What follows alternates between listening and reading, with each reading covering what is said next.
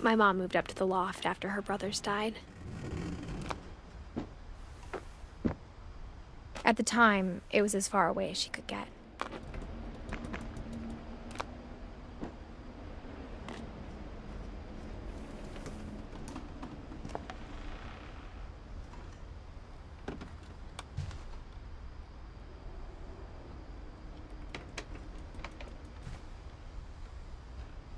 Religion was another thing my mom never talked about, but I think it helped her a lot after her dad died.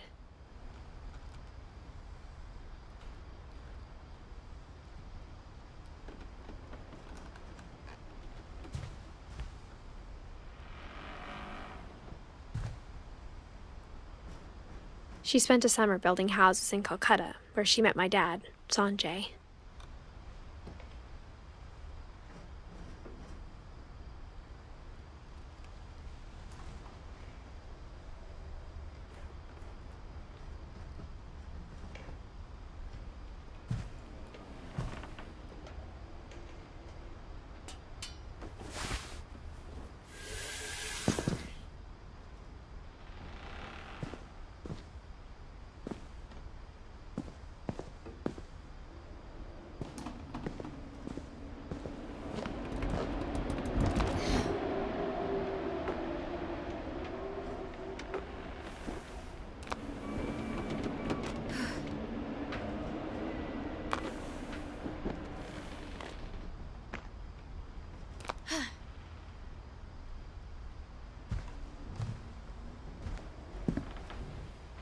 My mom moved to India a week after graduation and got a job teaching English.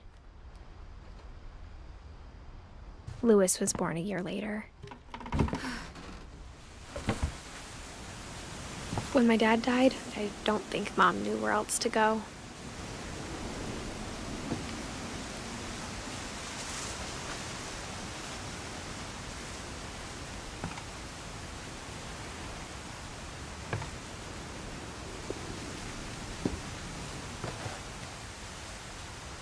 I'm sure Edie was happy to have her back.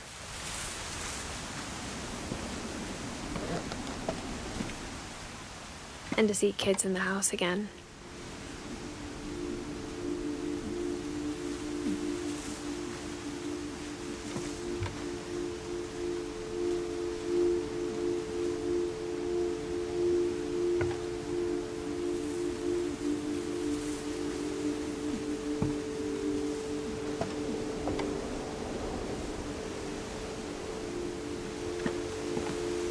The house had to get a little bigger, but Edie was used to that.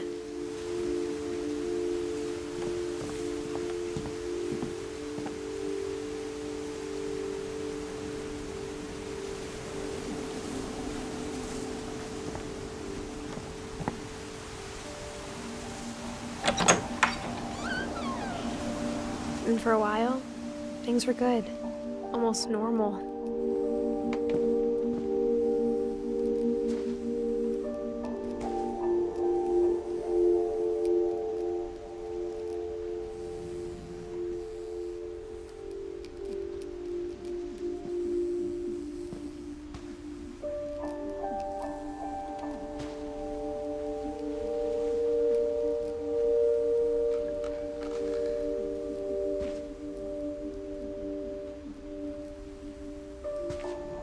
But it didn't last.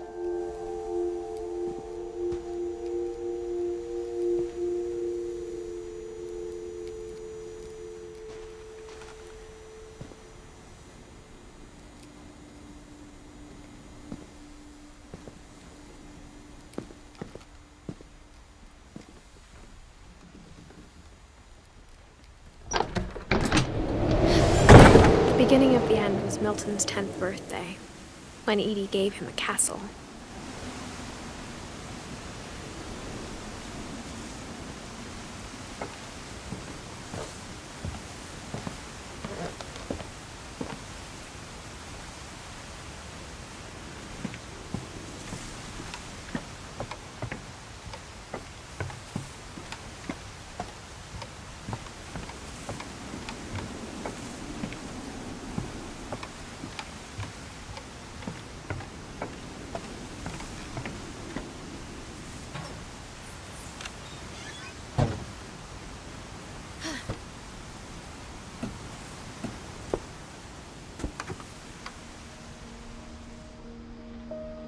I think Edie was happy to finally have another painter in the family.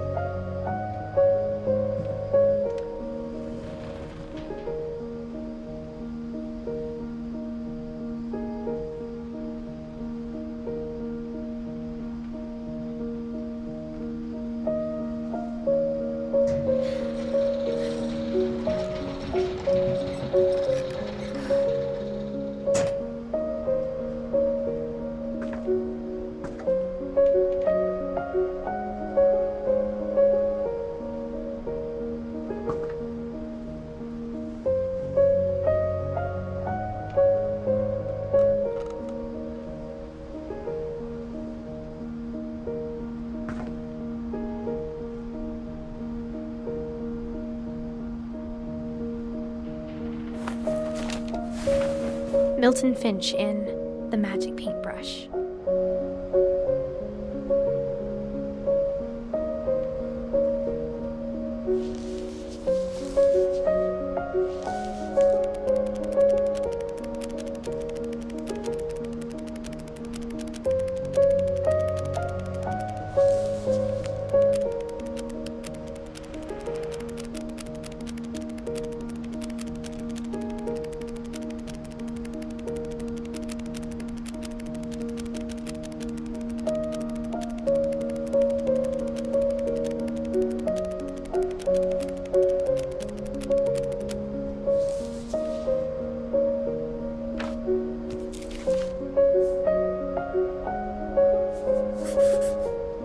I was 4 when Milton disappeared.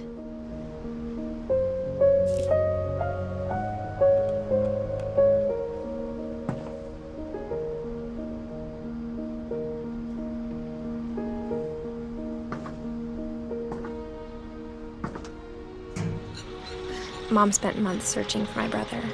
Then she sealed the doors.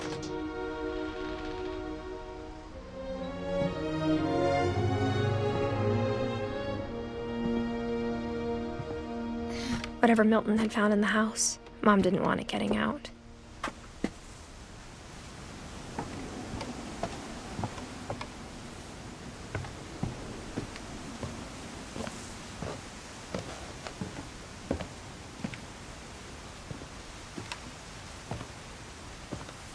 Mom definitely blamed Edie, but I think Louis blamed himself.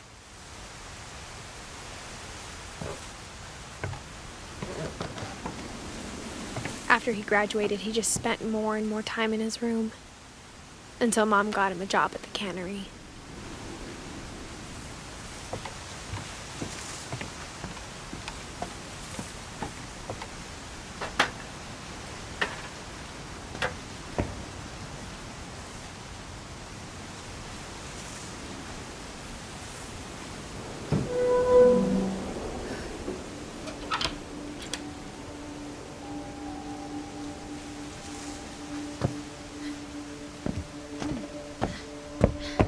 Louis's room smelled very, very familiar.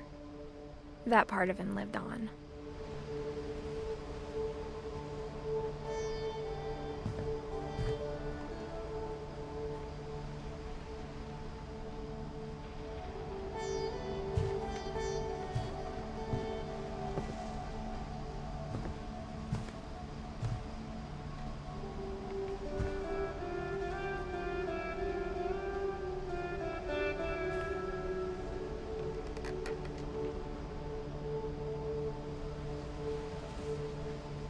Lewis and I spent a lot of time playing games together, but he was surprisingly bad at them. He died a lot.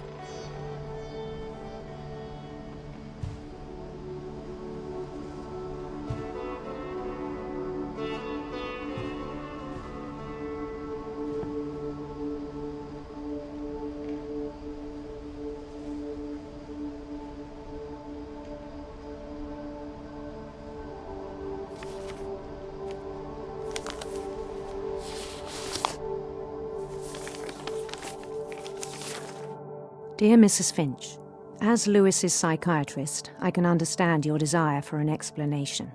As I see it, the trouble began in January, shortly after we convinced your son to seek treatment for substance abuse. Newly sober, I believe Lewis first noticed the monotony of his daily life.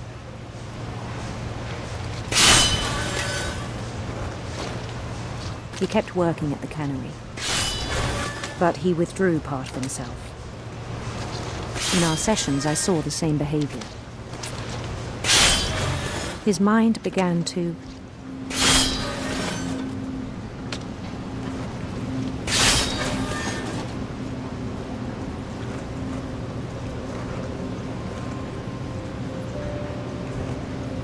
wander.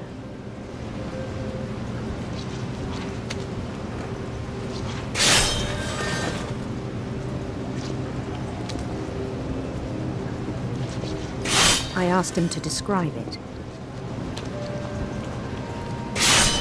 He said he started small, imagining a labyrinth. He'd feel his way about. Then something moved. Bats and toads.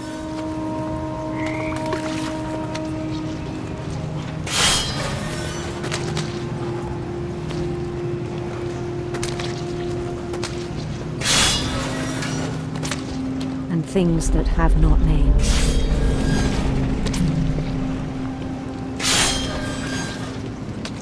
He knew it was all in his head.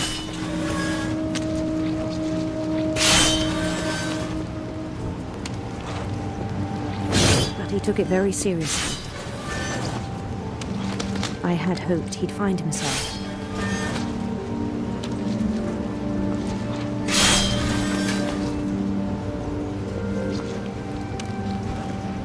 But he found something more.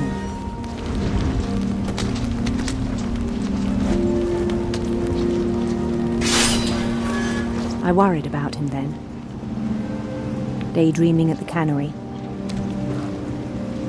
I spoke with his boss. But he said Lewis had become a model employee. Methodical, tireless, focused. Like a whole new Lewis. So I let him go on.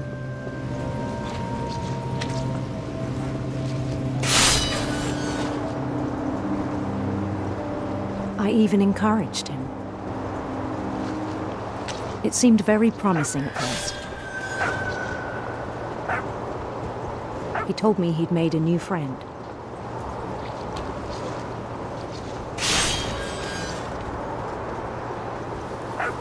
On the edge of a city he named Lewis Topia.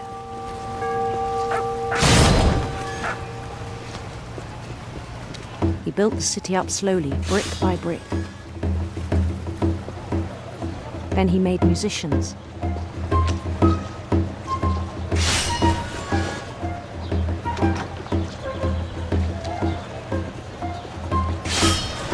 And songs for them to play. He talked about starting a band. And he was always humming something. Every day his imagination grew stronger.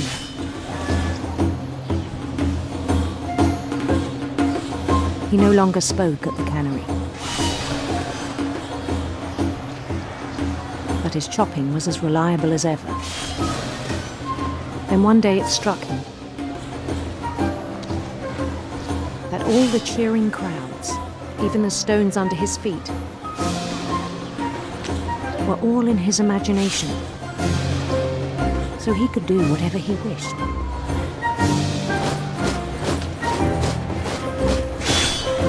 He held an election for mayor. And he won.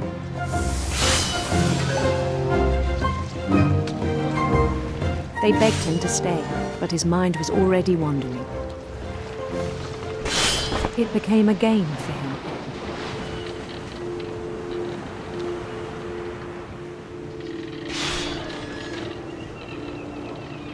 He'd conquer a city, then immediately push on.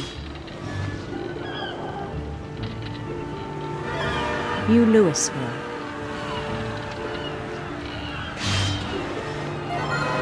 St. Louis. He started drifting away from our reality.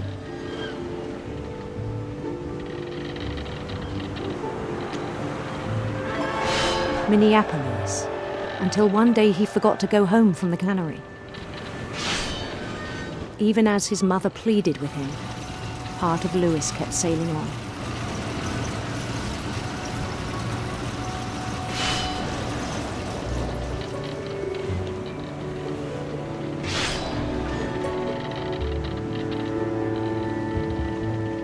In Louisburg, he heard rumors of a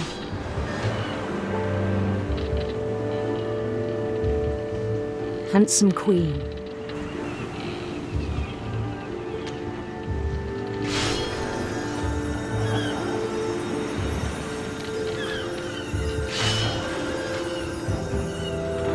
The queen was on her own quest for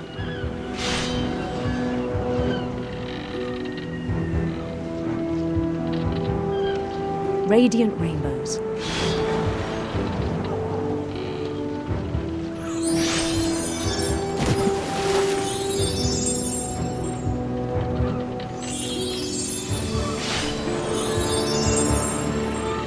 He followed the sound of her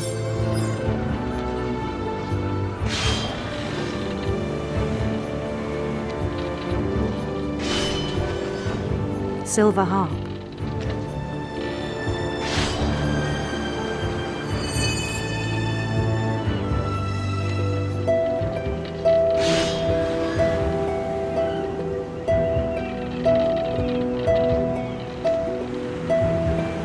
His chase led him to a golden palace east of the sun and west of the moon.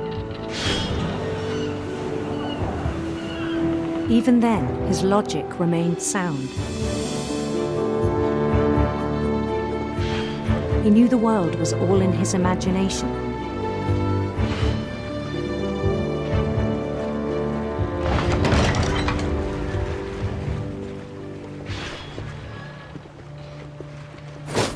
But he was so proud of having created it.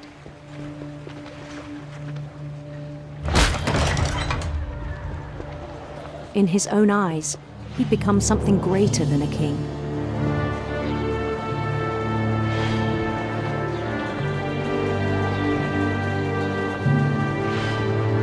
For someone who'd never known success in the real world, I think it was overwhelming.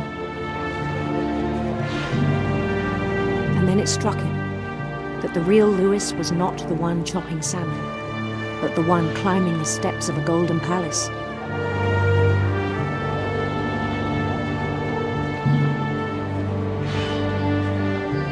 My imagination is as real as my body, he told me. It was hard to argue with him.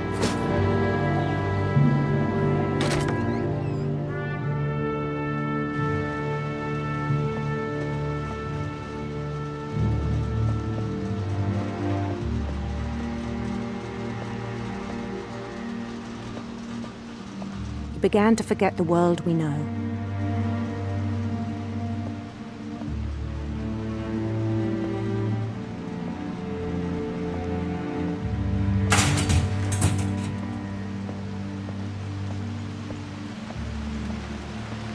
I think it pained him to remember Louis, the cannery worker.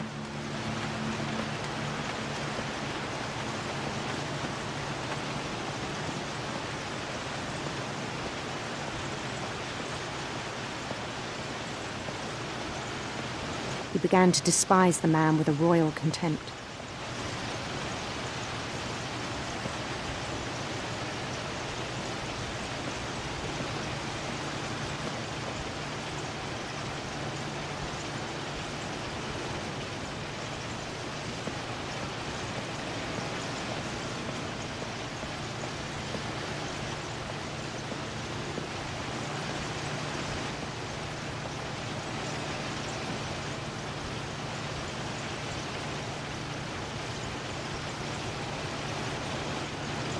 I still thought I could save him. Even after he said he was being crowned king over all the lands of wonder.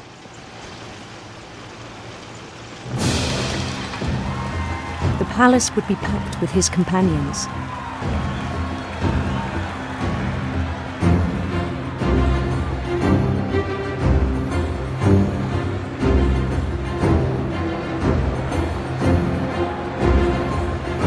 Including the wise Calico who'd insisted on inviting him.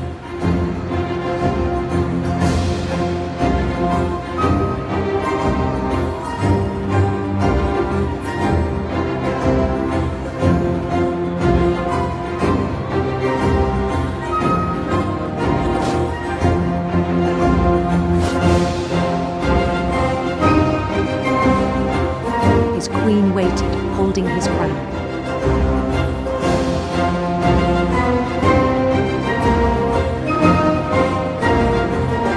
There was only one thing left to do.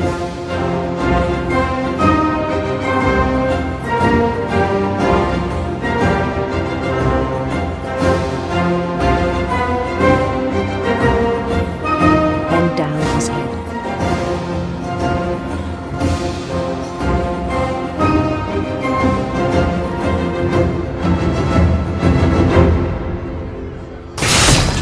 And the rest I think you know.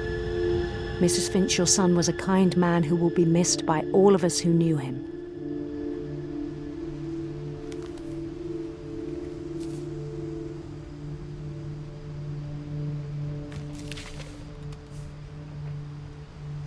My brother was really cool. I wish you could have met him.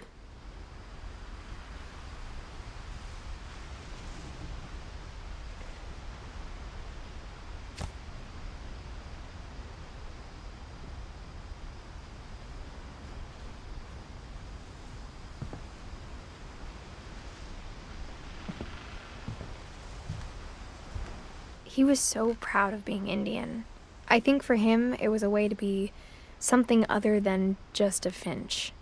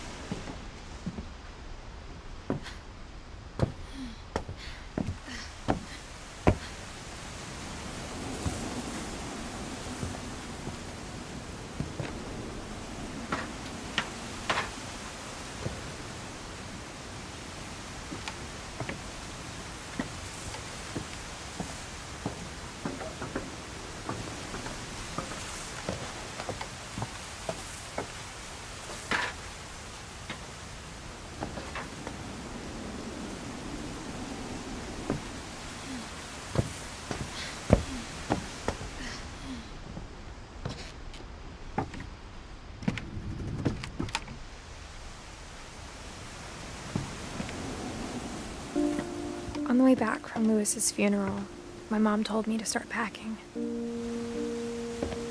She waited until the day before we left to tell Edie.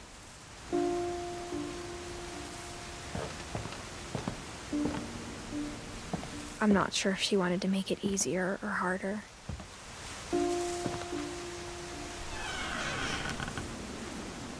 I wish we'd stayed. But I understand why we left.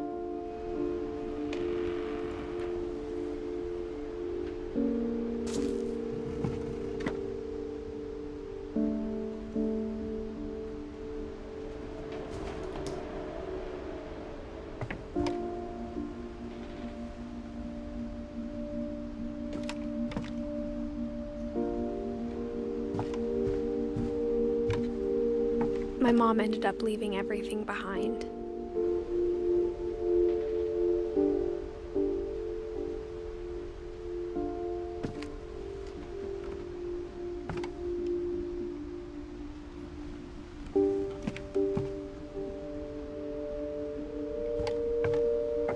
What happened that night had been coming for a long time. Maybe it should have come sooner.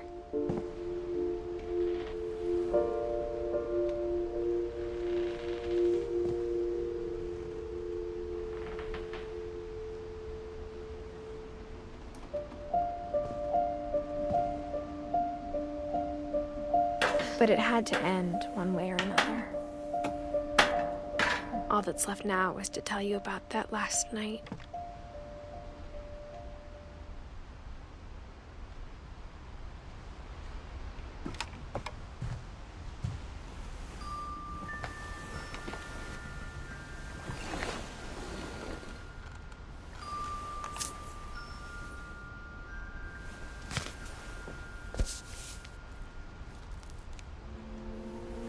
That whole last day, Edie just watched us pack and didn't say a word. Until supper, when she raised her glass and said, "To our final night together, and all our final nights apart." Grandma, you know what I said about alcohol. Some of your medications are very Edith, specific. I left a present for you in the hallway. Why don't you go open it? The grown-ups have to argue now. I'm sorry, you're right. We're all leaving tomorrow. Let's just enjoy our last... I'm not leaving. Edith, you're excused.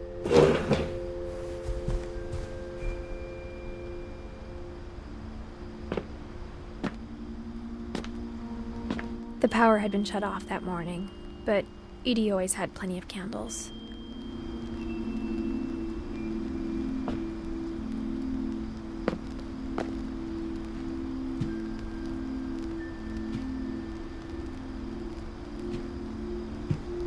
When my mom sealed the library, I don't think she knew about the other entrance. Or that Edie had a key to it.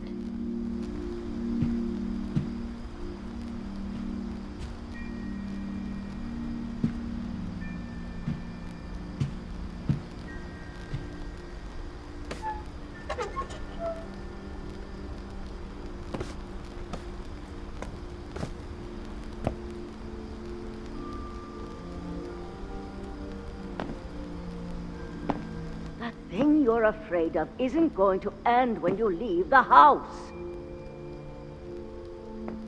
Edith has a right to know these stories. My children are dead because of your stories!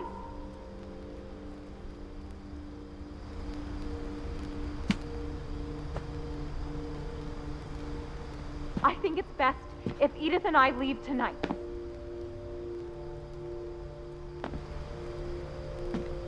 We'll have the nursing home send a van for you in the morning, okay?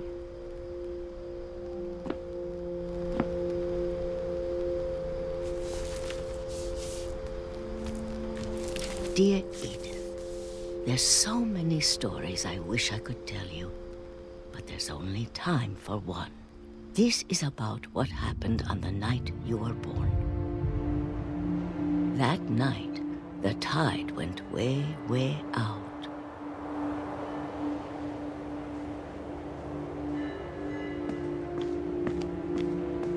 It was the first and last time I ever saw the old house aground. There'd been an earthquake out in the middle of the ocean.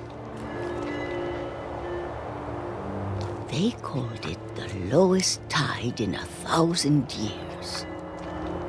God, it smelled awful. You know, I've seen that house every day of my life.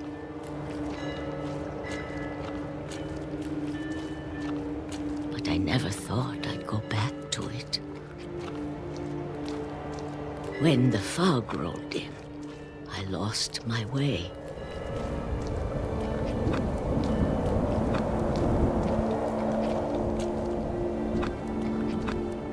I got turned around.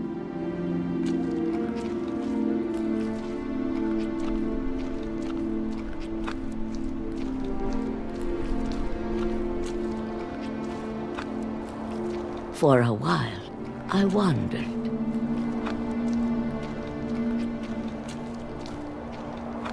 I started seeing things.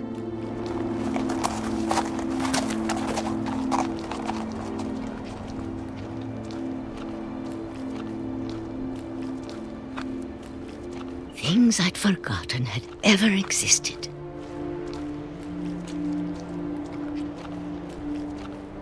But when I saw them, they felt like old friends. That night, a lot of things came back to me. Or maybe I came back to them.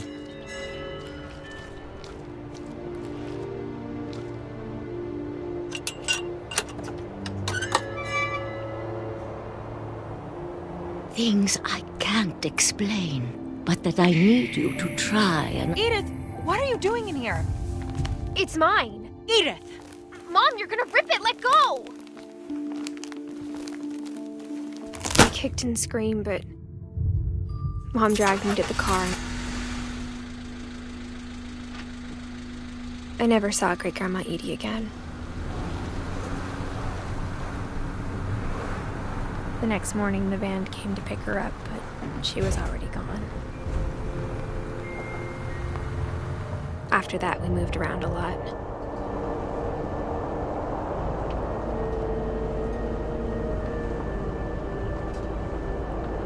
We both tried to make the best of it.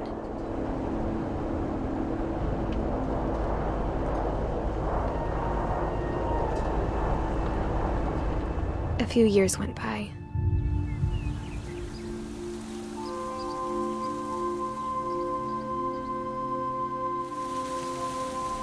My mom didn't like to talk about it, but she started getting sick a lot. The rest happened pretty quickly. She got better for a while, and then she didn't.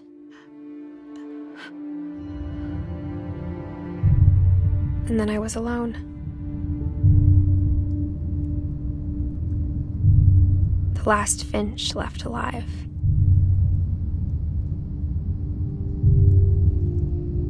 Until I found out about you. I'm still not sure what to tell you about all this. If we lived forever, maybe we'd have time to understand things. But as it is, I think the best we can do is try to open our eyes. And appreciate how strange and brief all of this is.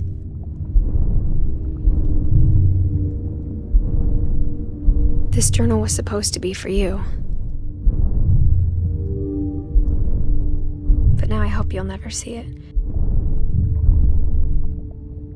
I just want to meet you and tell you all these stories myself.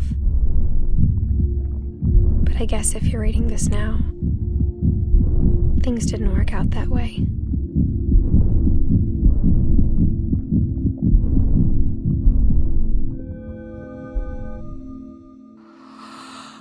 This is where your story begins.